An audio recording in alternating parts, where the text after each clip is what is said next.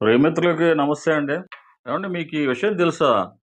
అదేంటంటే, నేను మాత్రమే బాగుండాలనుకోవడం స్వార్థం అటండి.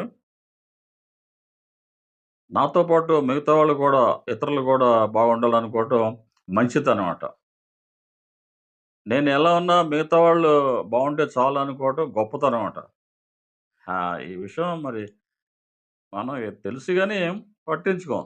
అయితే మనకు స్వార్థం వద్దు, గొప్పతనం వద్దు. స్వార్థం లేకుండా, గొప్పతనం కోసం ఆశించకుండా, కనీసం మంచితనంతో ఉండడానికి ప్రయత్నం చేద్దాం. అవునా గదా! అందుకే అందరూ బావుండాలి, అందులో మనం ఉండాలని కోరుకుందాం. ఇంక అంతకంటే కావాల్సిందేమిటండి? అందరూ బావుండాలి, అందులో మనం ఉండాలి. ఏవండీ జీవితంలో ఏది శాశ్వతం కాదండి. మనలోని మంచితనమే శాశ్వతం.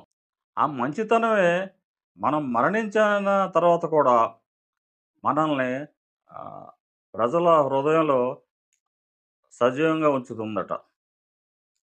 అంతకంటే కావాల్సిందేంటండి మనకి? మనం ఉన్నా లేకపోయినా మనం జీవించే ఉంటాం. జనం మనసుల్లో. మరి మీకు ఈ మాటలు నచ్చితే ఈ వీడియోని లైక్ చేసి 10 మందికి షేర్ చేసి, దయచేసి నా రానా డైలీ టాక్స్‌కి సబ్స్క్రైబ్ చేస్తారని ఆశిస్తానండి. మరో మంచి వీడియోతో ఇలాగే మళ్ళా మిమ్మల్ని కలుస్తాను. అంతవరకు సెలవు. నమస్తే అండి. సర్వే జనా సుఖినో భవంతు.